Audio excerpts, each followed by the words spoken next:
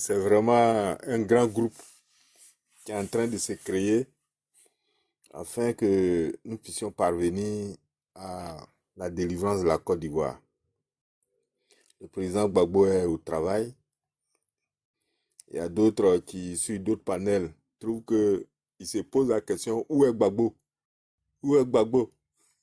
Mais quelquefois, je leur dis, je monte et puis je fais une seule phrase. Je leur dis, Gbagbo est au travail, il a l'offensive.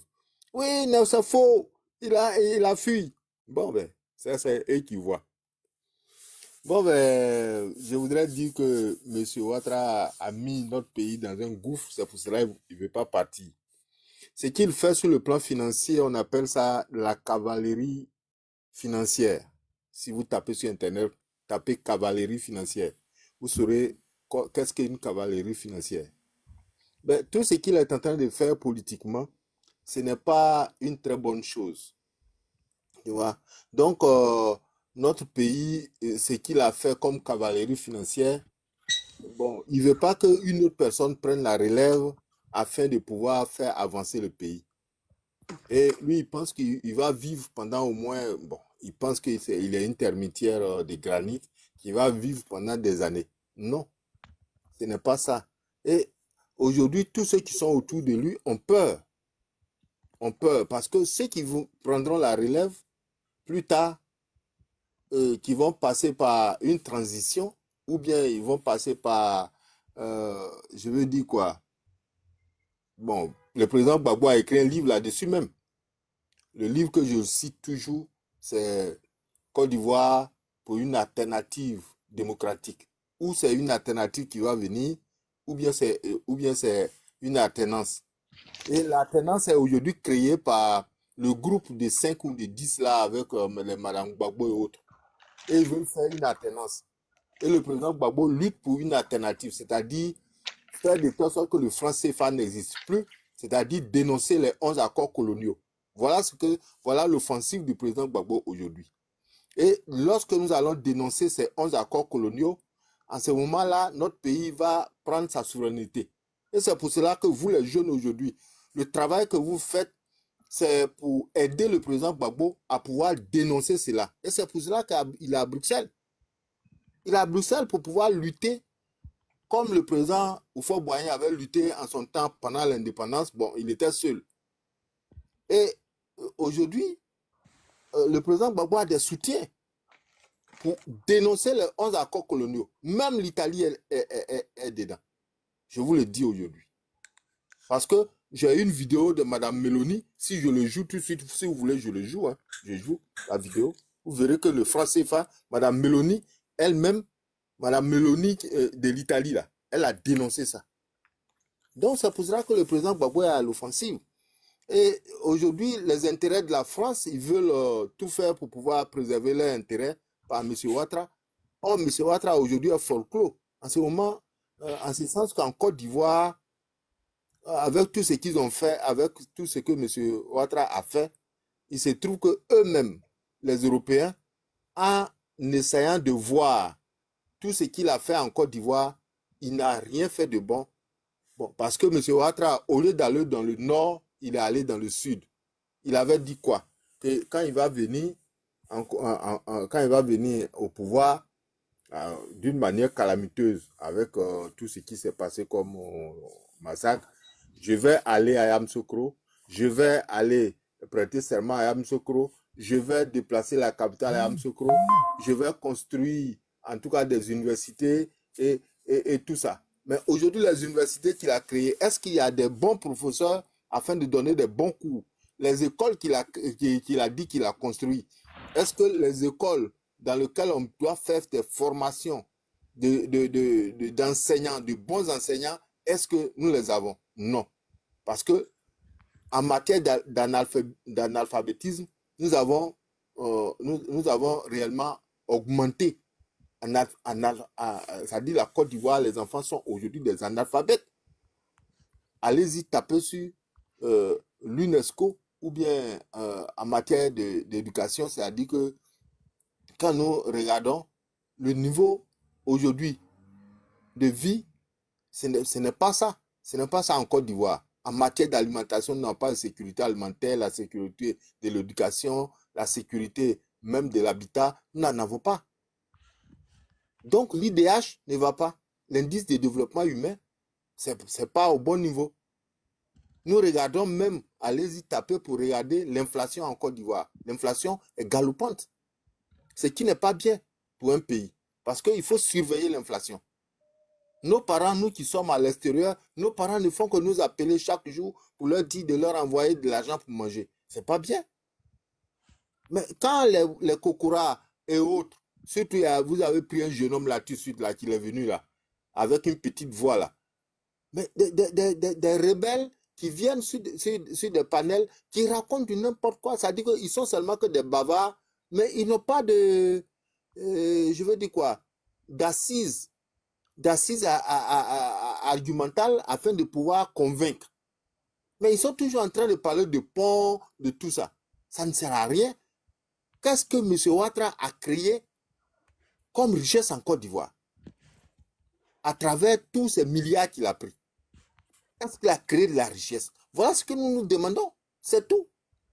J'ai discuté avec Kokora sur un panel ce matin. Moi, je lui ai dit, mais moi, je ne vois pas l'indice de développement humain que M. Ouattara a créé en Côte d'Ivoire, c'est quoi?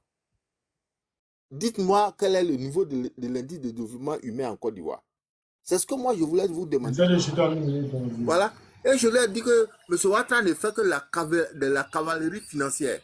Il m'a dit, qu'est-ce que ces mots? Moi, je lui ai dit, tapez sur Internet, voir qu'est-ce qu'une cavalerie financière. C'est ce qu'il est en train de faire en Côte d'Ivoire. Tout le monde peut faire ça, même si vous, monsieur Osimor, on vous dépose à la même place, vous pouvez même faire cette même cavalerie financière. C'est tout. Il n'a rien foutu. Donc, M. Ouattara a échoué. Il faut qu'il quitte notre pays.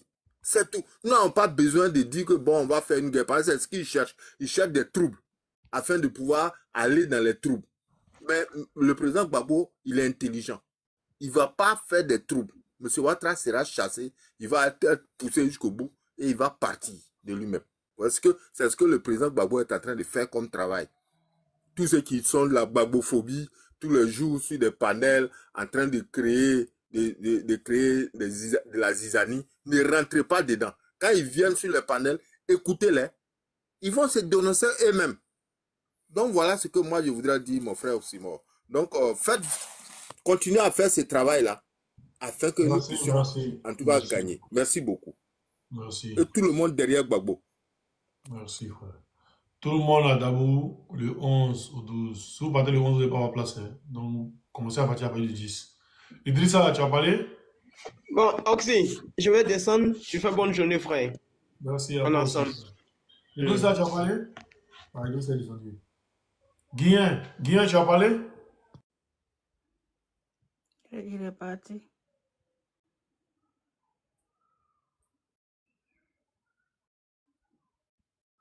Est-ce que Guillain a parlé? Ok, Jessa, vas-y, Jessa. Non, moi je voulais juste dire qu'on ne change pas de position, qu'on soit bien éveillé et qu'on soit toujours en train de galvaniser les frères qui sont au front, qui nous éclairent, qui nous informent et que le soutien soit sans faille pour la libération de notre pays. Par curiosité, hier, j'étais sur le panel de le T800 et il a fait monter des personnes donc, qui demandaient à monter et puis il les a fait monter. Après, c'était les microbes. Ils ont envahi le panel. Ils ont commencé à raconter des balivernes. Ils ont commencé à accuser que Gbagbo a tué et que Gbagbo il va répondre à la justice. Il ne sera pas candidat parce qu'il n'a pas encore répondu à la justice. Et si et ça. Et quand on a commencé à... Les frères qui sont un peu plus... qui sont plus informés dans ce domaine, les frères qui ont fait comment on appelle ça, le domaine de la justice, On commençait à leur poser des questions, mais les vraies questions. Ils paniquaient et qu'est-ce qu'ils ont fait? Ah oui, mais pourquoi vous êtes là-bas et puis vous posez les questions? Pourquoi vous êtes là-bas et puis vous parlez, vous faites les panels? Venez ici, on vous attend ici, vous allez voir. Alors, moi, je prends la parole, je demande, mais pourquoi est-ce qu'ils menacent? Ils n'étaient pas capables de placer un mot pour convaincre. Ils n'étaient pas capables de placer un mot pour argumenter. Vous voyez? Donc, comme dit le frère, il faut qu'on trouve les voies et moyens pour libérer ce pays parce que les gens qui sont au pays là, qui sont dans le gouvernement là actuellement, c'est comme une gangrène dans nos pieds. Et il faut qu'on trouve les voies et moyens. La dernière fois, j'étais à ton panel, tu parlais de une cotisation, trouver les moyens pour pouvoir... Monsieur Davisco, faut monter, tu vas nous parler au moins. Faut pas dans les commentaires pour te jouer les lâches. Et tu disais que il va y avoir une organisation pour le 11. D'ailleurs, même sur ce panel-là, il disait, celui qui organisait le panel, tu sentais que c'est un voyou qui n'a aucune notion de ce qui se passe. C'est-à-dire qu'au niveau de la connaissance de la politique du pays, c'est zéro. Et il était sur l'offensive.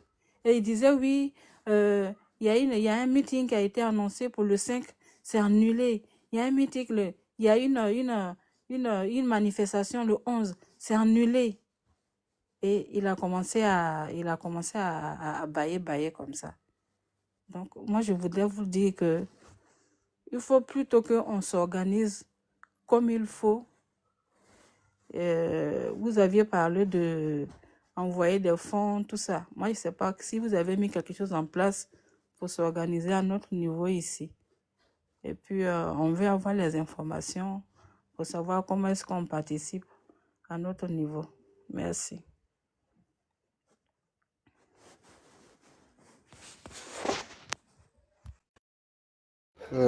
Bonsoir aussi. Comme je suis au bar là, est-ce que je peux prendre la parole?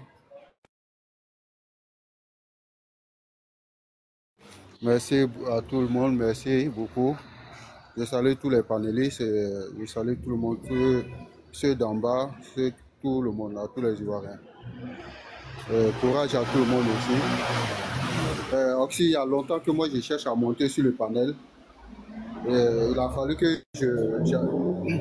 la dernière fois que j'appelle le grand frère Okosi pour pouvoir te prévenir, pour que je puisse monter sur le panel. En fait, je viens de t'envoyer une vidéo sur ton inbox TikTok avec le gros bête là. Tu sais, depuis nous sommes PPI, nous sommes FPI, nous sommes les enfants de Gbagbo depuis la Fessi. Nous là, on est petits Djoula, mais on est né avec le sang de Gbagbo depuis la Fessi. On va mourir avec ça. On va mourir avec le sang de Gbagbo sur nos corps. Tout ce qu'ils sont en train de faire là. Moi aussi, moi je suis en Allemagne. Moi je suis quitté ici pour... Je suis venu en France à cause de ce minable de favela là. Pour mener une enquête sur le minable là pour connaître Gbagbo. Si tu appelles connaître Gbagbo, il faut lui demander qui est Doucouré, il va te dire. Je suis quitté en Allemagne ici. Je suis parti jusqu'à dans la maison, jusqu'au salon de Bob le Malikin.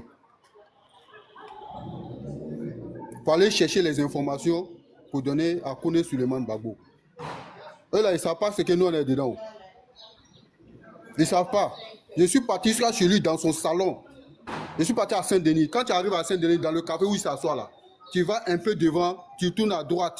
Il est au premier. J'ai fait 3 jours. J'ai tissé amitié avec lui. J'ai demandé à aller prier. Il m'a accompagné chez lui à la maison.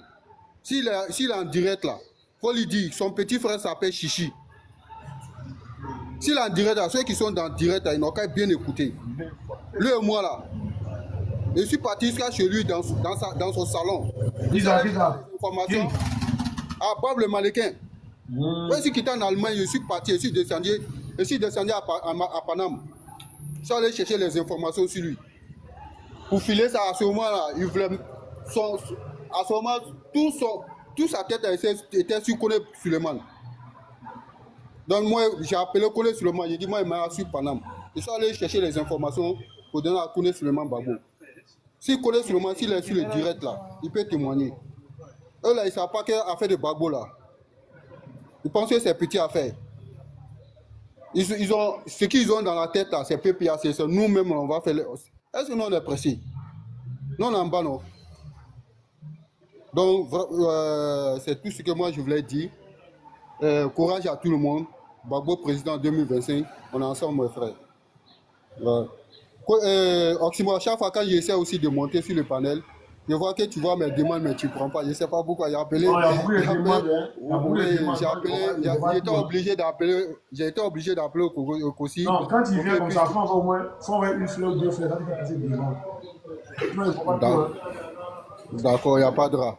Il y a On a ça, mon frère. Il y a 100 demandes. On a ça, mon frère. On a ça. Comme nous, on est en bas, là, on tapote en bas.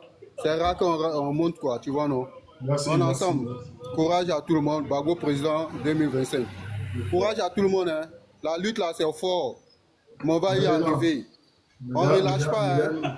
On ne relâche pas, les gars. Merci beaucoup. Voilà.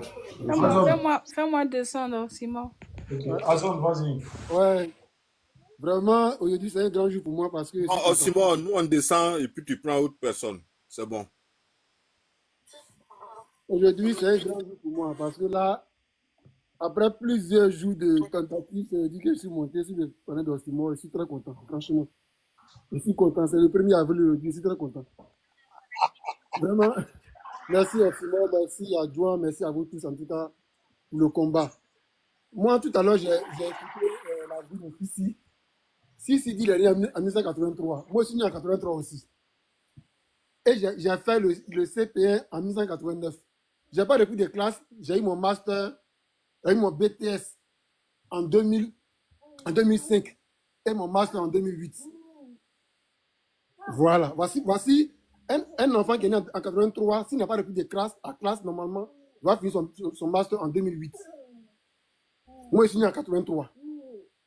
Donc, c'est ici, là. En fait, ils sont à l'image même du RDR. Regardez un peu l'histoire du RDR, comment le RDR est né. Depuis Denis Kobena, qu'ils ont torpillé jusqu'à ce que Ouattara arrive au niveau du RDR. Voilà un peu. C'est leur nature. Moi, je suis à Bobolais. Je suis né à Bobo et j'ai fait toute ma vie à Bobo. Toute ma vie à Bobo derrière Rail. Mon voisin s'appelait Amara Logro. Ça, c'est mon voisin. Voici mes voisins. On a tous grandi ensemble à Bobo derrière Rail. Et avant de quitter la Côte d'Ivoire, j'étais à Avocatier. Avant de quitter la Côte d'Ivoire. Oxymore, moi, je suis un enfant de la Côte d'Ivoire. Et je connais la Côte d'Ivoire du nord au sud. Parce que je travaillais pour l'État de Côte d'Ivoire dans les télécommunications.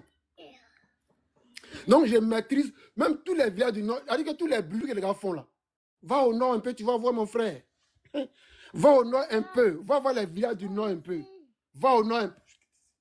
Va au nord un peu, tu vas voir. La misère des Ivoiriens. En fait, quand tu es à Abidjan, tu ne vois pas ça. Quand tu es à Abidjan, à l'ouest, c'est-à-dire que dans les pays, tu vois pas. Mais va au nord un peu, tu vas voir. Moi, je suis arrivé à Pogo. Je suis arrivé à Pogo. Ce qu'on a à la Côte d'Ivoire, Pogo, c'est à la frontière entre le Mali et la Côte d'Ivoire. Je suis arrivé à Pogo. J'ai dit, mon frère, je suis dans un restaurant pour manger. Quand il finit de manger, c'est-à-dire que le reste qui est resté dans l'assiette, il faut voir, les enfants commencent à faire, comme on dit au pays, ils ont groupé sur le reste du reste qu'il a mangé. C'est-à-dire que tu vois une dizaine d'enfants comme ça, on dirait pas là. Moi, j'étais étonné, mais il y a quoi? Au nord de la on a Pogo, hein, au nord de la Côte d'Ivoire. Mon frère, tous ces bruits que les gars font là, c'est-à-dire que c'est du vuvuzela, c'est du bruit. Va au nord, dans le fond du pays. J'ai fait toutes ces villes là, à cause de mon boulot. Moi, je suis un enfant à Bobo. Allez-y à Bobo, allez-y demander à Bobo un quartier, le quartier qu'on appelle Derail. Derail, demandez Derail. Vous parlez un peu. Derrière Rail, Céleste, quartier Céleste. Allez-y là-bas. Et au Céleste, si vous vous rappelez, il y a l'élection de 2010. Ouattara est parti au Céleste, où il a mangé avec une vieille dans une cabane. Là. Je sais pas si vous vous rappelez la vidéo. C'est au Céleste qu'il allait manger avec la vieille dans une assiette en caoutchouc pour dire que lui, il n'est plus jamais retourné là-bas encore 2 fois. Le quartier est resté comme ça. Même, c'est encore pire encore. Donc, avec tous ces bruits que les gars font au pays, tous ces bruits, ils pensent que, comme nous sommes en Occident, on n'a pas connu ça aussi. On a vu dedans. Moi, c'est hier, je suis venu ici. Où je suis actuellement, c'est hier, je suis venu ici. Il y a un peu de je suis là. Donc, je connais bien la crise. Moi, je suis venu ici dans Korogo. Quand j'essaie de voir la maison de Issa Malik. Issa Malik. Et vous vous rappelez que Issa Malik, c'est l'oncle de Amadou Gon Coulibaly. Retenez ça bien. Issa Malik, là, lui qui avait Babou actuellement là, c'est l'oncle de Amadou Gon Coulibaly. C'est son oncle. Il n'est pas dit son frère. Hein. Son oncle. Il a dit que le père de Amadou Gon, là, c'est le dernier qui est Issa Malik Coulibaly. Mais sa maison a été incendiée à Korogo. Brûlée. Il a dit que quand tu vas actuellement là-bas, bon, je ne sais pas s'ils ont rénové, mais que c'est là-bas la dernière fois, un peu longtemps, mais la maison est restée là comme une forêt. Incendiée. À cause de quoi? À cause de la politique. J'ai vu une vidéo hier qui circulait avec Issa Malik, avec l'actuel maire de Korogo, je ne sais pas comment il s'appelle, l'ASPR, qui est allé rendre visite à Issa Malik pour dire bonne fête, tout ça là. Quand il a vu ça, il dit, ah d'accord, les choses ont évolué. Ça va changer. La peur a changé de camp désormais. Sinon, hier, Issa Malik, ils vont le tuer, la fille est partie. Vous voyez? Donc, toutes ces choses-là, nous sommes au courant de ça. Nous sommes au courant de ça. La Côte d'Ivoire, on construit des... C'est pas... un pont, moi je suis ingénieur télécommunication. Je fais les plans. Je connais ce qu'on appelle plan. On ne construit pas un pont. C'est-à-dire que le pont, quand vous voyez le troisième pont là, c'était à côté de mon bureau même. Le troisième pont là. On ne peut pas construire un pont, mon frère. On ne peut pas construire un pont, venir au pouvoir en 2011 et puis construire un pont un an après. C'est pas possible. C'est pas possible. Ça veut dire que avant ça, avant que tu viennes là, le travail était déjà fait d'abord. C'était déjà propre déjà.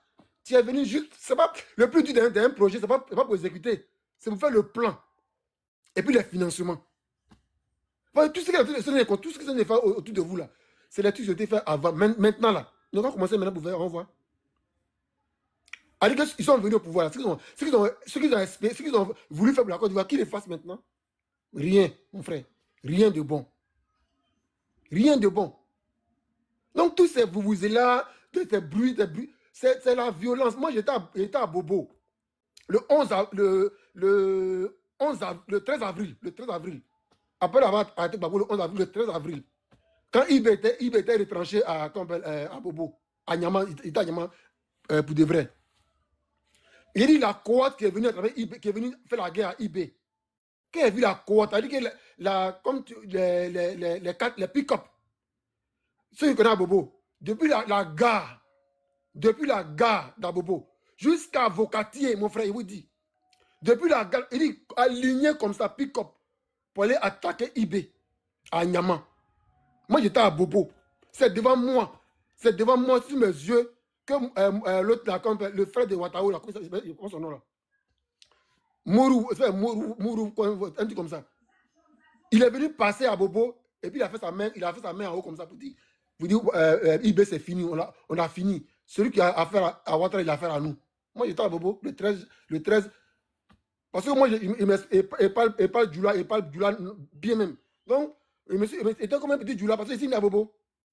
Donc, toutes ces choses-là, nous on encourage, moi j'encourage Oxymore, Juan Premier. C'est-à-dire que tous les gars qui parasitent autour de vous, non, c'est comme, ne les écoutez pas. Ne les écoutez pas. Ne les écoutez pas. Le combat là, où on va partir là, faites-nous signe, ce que nous avons fait pour faire voler le combat, on va le faire. Voici la vraie vérité. Et la vérité qu'on veut nous cacher, c'est que tout ce que la France veut prendre en Côte d'Ivoire là, c'est par le biais de Ouattara qui veut. Sinon, si ce n'est pas Ouattara qui va, c'est fini. Voilà, l'AES est libre. Voilà l'AES. Voilà, qui construit les usines, qui fait évoluer les gens. Moi, je dis chez nous, il y a quoi là-bas? Ils ont construit quoi? Quelle usine pour la Côte d'Ivoire?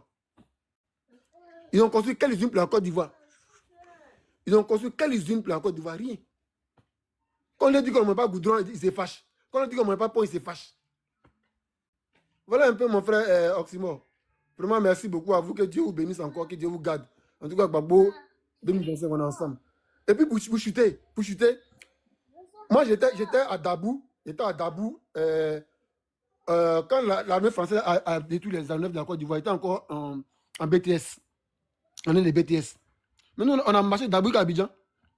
Au calme, on a marché d'Abou à Abidjan. J'étais à l'hôtel Ivoire.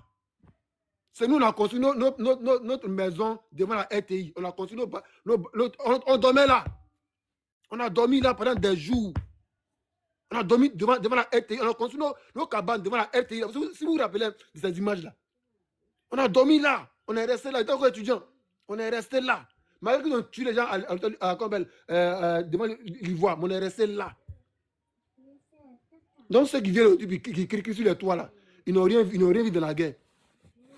Ils n'ont rien vu de la guerre. Et puis lui qui parle de Gueye là, Gueye, son corps a été retrouvé au niveau de la corniche.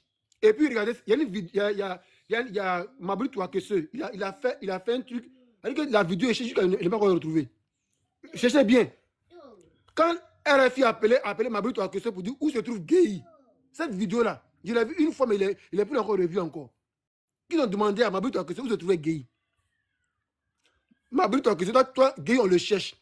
Et il donne la position de Gueye où Gueye était. En fait, c'était pour donner la position de Gueye aux rebelles pour qu'ils viennent le prendre. Moi, j'ai compris ça comme ça rapidement. Hein. Donc, voilà un peu l'histoire de la guerre. Ceux qui n'ont pas connu la guerre, nous, on a connu la guerre. On est resté dans la guerre. On est resté dans la guerre avec Gueye. Moi, j'ai eu mon BBC sous Gueye Robert en 99-2000. C'est là qu'ils m'ont BBC avec Gueye Robert. C'est les militaires qui nous surveillaient dans nos centres des armées. J'ai connu ça. Il fait mon BBC ceux qui connaissent Abobo, au lycée cours sociaux, aux cours sociaux d'Abobo. Voici notre histoire. Voici notre histoire. Donc ceux qui racontent des balivernes, non, ils ont eu leur master, c'est des menteurs. Et ils sont à l'image de leur parti. Mais nous, là, nous sommes dans la vérité. Et quel que soit X, la vérité va toujours triompher. Merci mon frère Oxymore. Que Dieu vous bénisse. Bonsoir tout le monde, j'espère que tout le monde va bien. Frère Oxymore, bonsoir et que Dieu vous garde en Europe là-bas. Tout à l'heure, j'ai mentionné la société Geos. J'étais sur TikTok, effectivement, quand j'ai vu la vidéo. Je me demande même si Oxymore, mais tu n'as pas partagé la vidéo de ce monsieur-là. C'est un ex-combattant, un gars de l'armée française qui a combattu en Côte d'Ivoire. On parle toujours de ça. Comment? On parle toujours de ça. Oui, puisque la société devait implanter une structure au niveau de Port-Boué. C'est eux qui gèrent le port, c'est eux qui gèrent l'aéroport, tout. On sait ça. Oui. Mais ce que je voudrais soulever, c'est qu'aujourd'hui, le ministre Mambalou Touré, quand il s'assoit sur les plateaux et qu'il dit que la jeunesse ivoirienne travaille et que le taux de chômage a considérablement diminué, contrairement au taux du pouvoir, de l'ex-pouvoir, c'est quand même aberrant, c'est écœurant en fait. Parce qu'aujourd'hui, nous, on est jeunes. Moi, je suis en Côte d'Ivoire. Je viens à peine de finir ma formation. Mais quand on prend nos téléphones, ce qui me fait mal, c'est qu'aujourd'hui, la jeunesse ivoirienne, ça donne trop au buzz, ça donne trop à la distraction, ça donne trop à ce qui est inutile. On n'essaie pas de s'instruire, on n'essaie pas de chercher des informations. On est là, on est tout le temps dans le buzz. Récemment, celui de, comment on appelle, de Bordeaux et Imra, et puis Safarel. Quand même, on est en train de parler de quelque chose de sérieux, et ils viennent là, ils commencent et quand c'est comme ça, ils mettent ça sur la toile, et les gens sont, la jeunesse, ça donne à ça, ils cherchent à voir ce qui se passe. où cela va arriver, mais c'est quand même tout. Il a fallu que Johnny Pacheco puisse dire que c'est parce que ces gens-là ont été payés que, comment on appelle, ils puissent trouver un terrain d'entente par le biais du maire de Tatekoubé. Ce qui veut dire que, effectivement, lui, c'est un problème qu'il a cherché à résoudre parce que l'affaire allait partir loin. Donc, tout cela, il pouvait citer. Du coup, il faut éteindre le feu depuis le départ pour éviter que l'affaire remonte à nous. Vous voyez, quand on parle de comment on appelle, chômage et que les jeunes travaillent, combien de millions de jeunes n'ont pas de travail? Moi, j'ai passé le concours de gendarmerie en 2014. Je sais, à la fin, pour le résultat, ils n'ont plus que seulement que 1200 personnes. Mais est-ce que vous imaginez combien de personnes ont été inscrites? Il y a eu 36 000 inscrits. Moi, je vous dis que j'ai été participant. Il y a eu 36 000 inscrits pour le premier tour. C'est-à-dire que pour l'inscription, 36 000 inscrits. Et l'inscription coûtait 10 000 francs. Imaginez combien ça fait, calculez. On finit, pour le premier tour, on élimine seulement que 6 000 personnes. Et au deuxième tour, il faudra payer 62 500 pour les visites médicales. Et en ce moment, c'était l'année où on introduisait les femmes à la gendarmerie, si je ne me trompe pas. Les femmes, elles payaient 63 500. Les garçons payaient 60 500. Imaginez combien ça fait dans les caisses de l'État. Et on finit, on prend 1200 personnes. Bon, regardez la différence. On finit ça. Bon, on va là, on dit oui, ceux qui ont été retenus pour aller faire une formation, ils vont payer des choses encore. Là-bas même, on ne leur donne pas ce qu'ils doivent avoir pour s'occuper d'eux-mêmes. Ils sont encore obligés de se rabattre sur les parents. Donc, il y a un gros souci. Et le souci même, c'est la jeunesse ivoirienne qui ne cherche pas à évoluer mentalement, qui ne cherche pas à évoluer au niveau plan de connaissance, qui ne cherche pas à s'instruire. Ça, il faudrait qu'on se fasse, et je ne sais pas si c'est, comment je peux dire ça, une sensibilisation approfondie pour que la jeunesse ivoirienne se réveille d'elle-même. C'est vrai, aujourd'hui, si les choses essaient d'avancer, d'autres se mettront dans la rue pour essayer de combattre, oui, il y a ça. Mais avant tout, il faut qu'on ait quelque chose dans la tête. Aujourd'hui, quand le petit blanc quitte là-bas, il vient, on lui accorde une place dans la société. C'est vrai, on n'est pas content, mais le problème, c'est que lui aussi, il a appris. Et quand il vient, il s'impose par sa connaissance et non pas parce qu'il est blanc. Ça, c'est un point qu'il faut marquer. Donc, nos frères qui vont se faire former ailleurs, d'autres, bon, ils restent. Aujourd'hui, les agents de santé, beaucoup sont en train de courir pour aller vers le Canada. Pourquoi? Parce que ici, d'abord, le plateau technique, c'est-à-dire dans les centres, ce n'est pas tous les centres qui sont équipés. Il n'y a pas de matériel adéquat pour s'occuper des patients. Que ce soit les femmes enceintes, comme les patients qui viennent pour des maladies quelconques. Et on trouve que oui, la santé va bien en Côte d'Ivoire. On fait croire à la population ivoirienne que oui, la consultation prénatale de chez les femmes enceintes est gratuite. C'est-à-dire que la prise en charge de la femme enceinte du début jusqu'à la grossesse est gratuite. Et le traitement du paludisme est gratuit. Et pourtant, c'est des qui ne sont pas vrais quand on va dans les hôpitaux. Les femmes qui perdent leur grossesse, les femmes qui perdent même la vie pendant les grossesses, elles sont combien? Et la population, ils ont fait en sorte que la population se rebelle contre les agents de santé. D'autres même ont eu jusqu'à brûler des centres pédiatriques. C'est quand même déplorable de faire croire que oui, nous sommes du côté de la population, alors que ce n'est pas ce qui est. Quand on se promène, il y a des villes aujourd'hui, parce que oui, ces villes-là n'ont pas supporté tel le pouvoir. Si vous allez dans ces villes-là, on croirait même que ces villes n'ont jamais existé. Il y a de la poussière partout. C'est-à-dire que la population même ne respire que les maladies. Plus que la poussière, oui, effectivement. Il y a des microbes qui se propagent par la poussière. Tout le temps, ces populations-là sont dans les centres de santé. Mais qui s'en occupe? Où sont les moyens? Puisque aujourd'hui, voici tout qui a augmenté. Aujourd'hui, sur une page Facebook, oui, que il se passe un big draw, que le président a diminué, a pris un décret pour diminuer le coût du carburant. Mais à quelle fin? Parce qu'on est dans une année électorale, on diminue le carburant. Pour que oui, les gens disent que oui, il a fait quelque chose, donc il faut le voter. Mais écoutez, depuis combien d'années nous sommes dans une situation où tout a augmenté à chaque fois? En tout cas, moi, ce que je voudrais, c'est que la jeunesse d'aujourd'hui même prenne conscience que côté connaissance, côté